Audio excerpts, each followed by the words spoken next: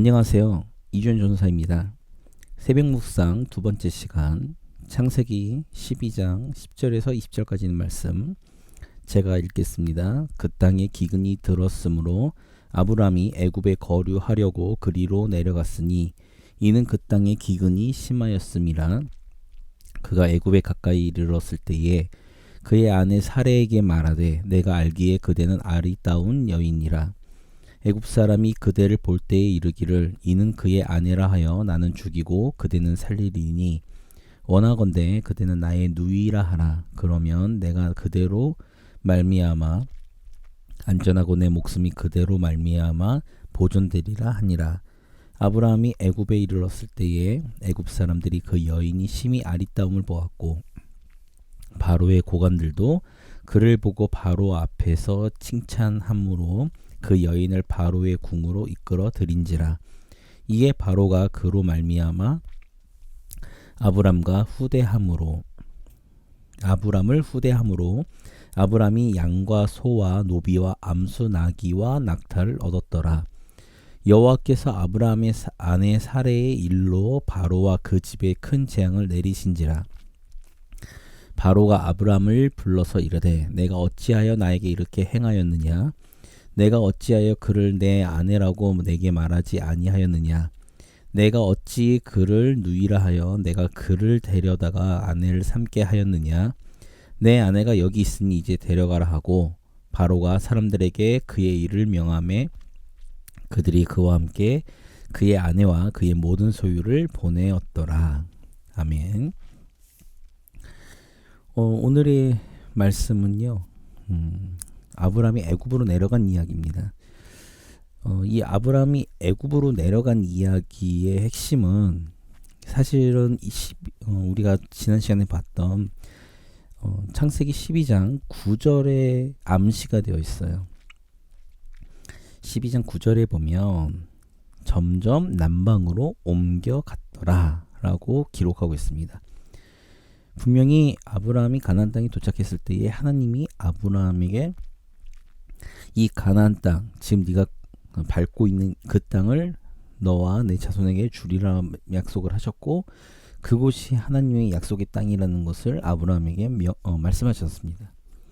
그런데 아브라함이 12장 9절에 점점 남방으로 옮겨갔더라 라는 기록을 보면 아브라함이 사실상은 하나님의 그 약속의 말씀을 온전하게 신뢰하지 못하고 자신의 인간적인 생각에 인간적인 계획에 따라 남방으로 옮겨간 것을 우리는 유추해 볼 수 있습니다. 저는 사실 12장 9절에 점점 남방으로 옮겨갔더라.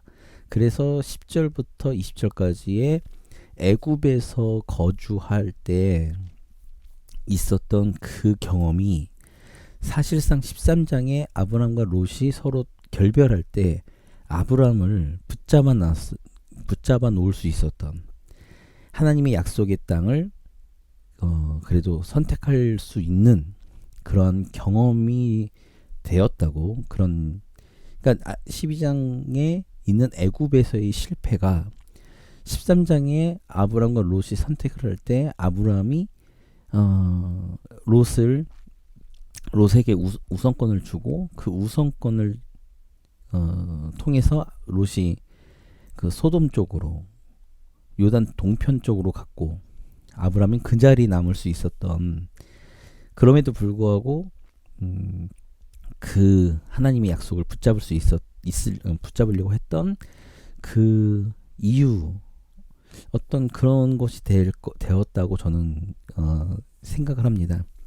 자, 점점 남방으로 옮겨갔는데 보면 지금 그 땅에 기근이 들었다라는 거죠. 그러니까 어려움이 닥쳤습니다. 그 어려움이 닥치다 보니까 좀 더 그 기근을 피할 수 있는 강대국이면서 그 부유했던 애굽으로 옮겨가는 거죠. 근데 창세기 12장 10절에서부터 20절까지 말씀을 찬찬히 잘 살펴보면 결국 아브람은 굉장히 인간적으로 똑똑했던 사람 같습니다. 왜냐하면 애굽에 갔을 때 어떤 일들이 벌어질 것인가에 대해서 아브라함이 예측했던 그 예측이 그대로 맞아떨어졌어요. 그런데 아브라함의 그 예측할 수 있었던 아브라함의 그 놀라운 그 통찰력이 그 머리 좋은 인간적인 능력이 있었던 그런 아브라함이 실질적으로 하나님에 대한 믿음과 신뢰가 없었다는 것을 반증하는 것입니다.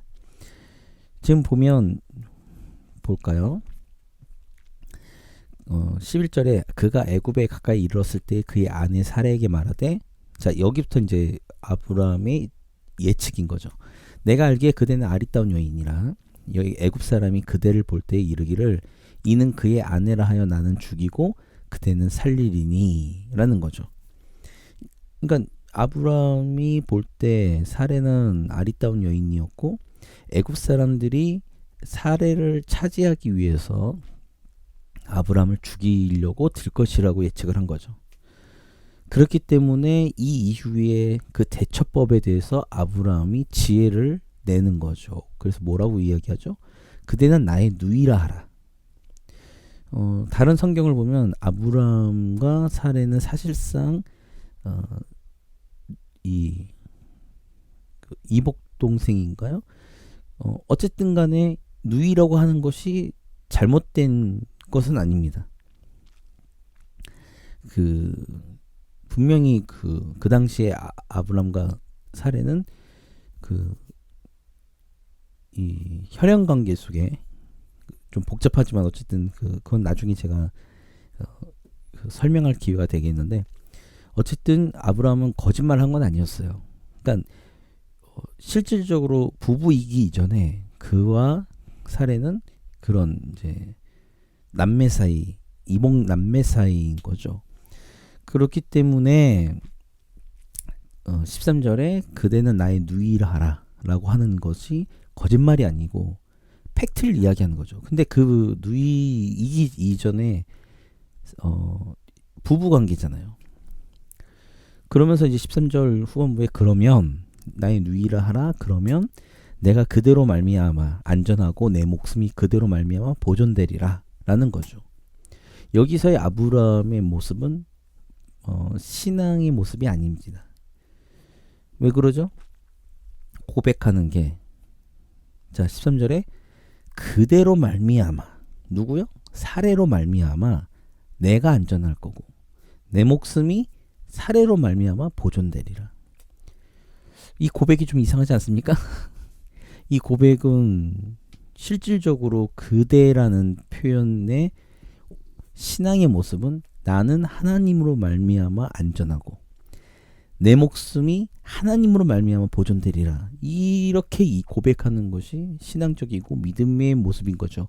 그런데 아브라함은 13절에 사례를 의지합니다. 그러니까 사례를 통해서 내가 내 안전을 보장받고 내 목숨을 보존하게 되는 이 결과를 내기 위해서 아브라함이 자신의 지혜를 의지하는 거죠. 자, 그 이후에 14절부터 보면 아브라함의 예측이 맞았습니다. 아브라함은 그래서 제가 판단할 때 굉장히 똑똑한 사람이었고요. 통찰력이 있었던 사람입니다. 그런데 이것이 그러니까 통찰력, 인간의 능력, 예측을 잘하는 어떤 지혜로움이 믿음과는 전혀 상관이 없다는 것을 제가 오늘 말씀드리고 싶은 거예요. 그 이후에 보면 14절부터 아브라함이 애굽에 이르렀을 때 애굽 사람들이 그 여인 사레를 봤을 때 심히 아리따움을 보았고 바로의 고관들도 그를 보고 바로 앞에서 칭찬함으로 그 여인을 바로의 궁으로 이끌어 들인지라. 그리고 난 다음에 누이라고 했으니까 누이를 뭐 후궁이든 뭐 어쨌든 궁에 드릴 때 드리는 그 대가로 아브라함에게 재산을 주죠. 근데 문제는 이 과정 속에 하나님의 계획을 아브라함은 틀어버린 겁니다. 뭐냐면 분명히 자손을 주신다고 약속하셨어요. 근데 이 자손을 주는 것이 사례를 통해서 하나님께서 자손을 약속하셨어요. 하나님의 마음은 사례를 통해서 아브라함의 자손을 허락하시기로 계획하셨는데, 지금 이 상황에서는 사례가 그 아브라함의 자손을 잉태하기에는, 또한 하나님의 그 믿음의 자손들을 이렇게 ing태하기에는 부적절해 보이는 거죠. 그러니까 하나님께서 그 하나님의 계획을 완성시키고자 아브라함이 하나님께 기도한 것도 아닙니다. 그리고 그 사례를 뺏긴 것이 강제로 뺏긴 것도 아니에요. 본인이 자처했고 심히 자신을 보호하기 위해서 엄밀하게 얘기하면 사례를 갖다 바친 거예요. 이거는 아브라함의 잘못입니다. 대부분 이 본문을 보면서 굉장히 이렇게 아브라함이 피해자인 것으로 생각하시는 분들이 많은데, 안 그래요. 아브라함은 굉장히 계획적으로 그렇게 계획을 했고 그 계획대로 이루어졌습니다.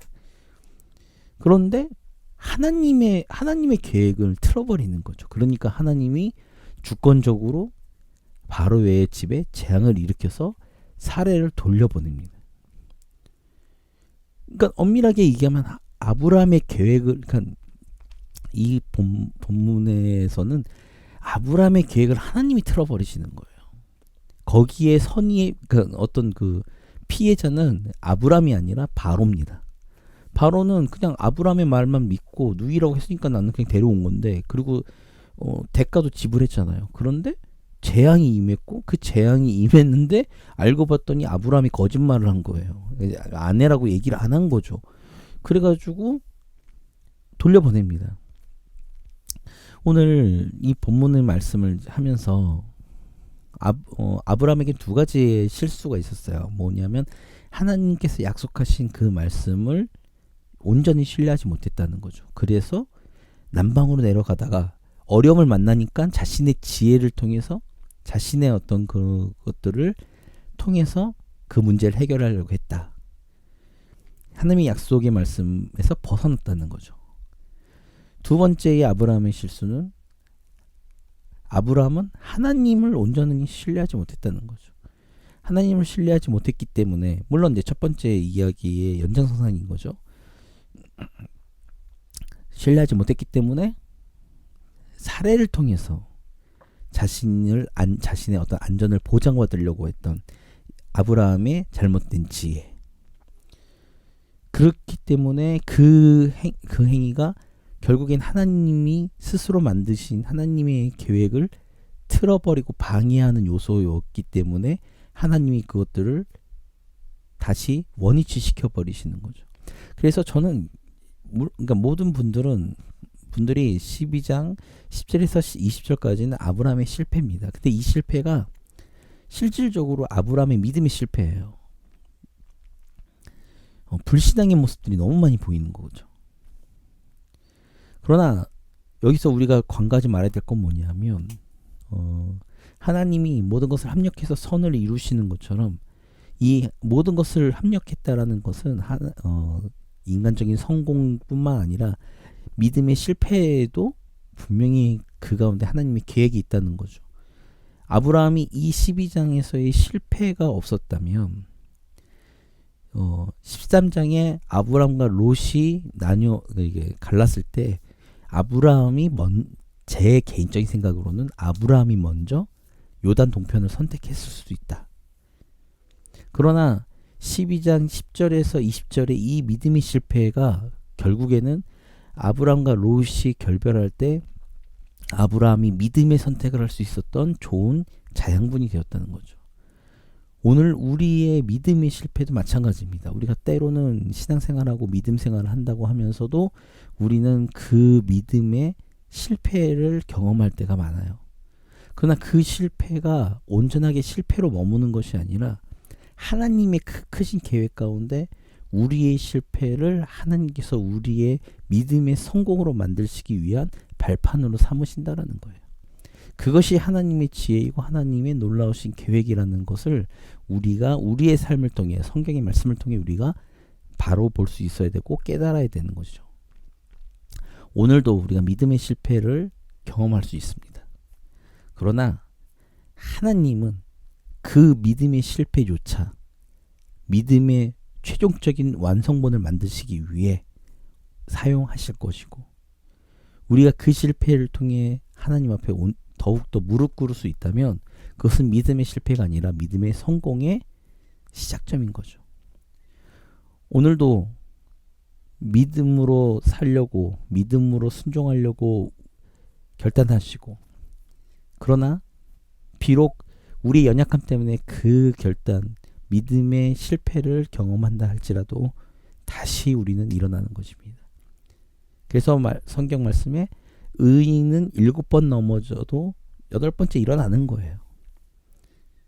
오늘도 하나님이 그 우리를 향하신 하나님의 놀라우신 계획 가운데 믿음의 승리, 믿음의 발걸음을 내디시기를 주님의 이름으로 기도합니다.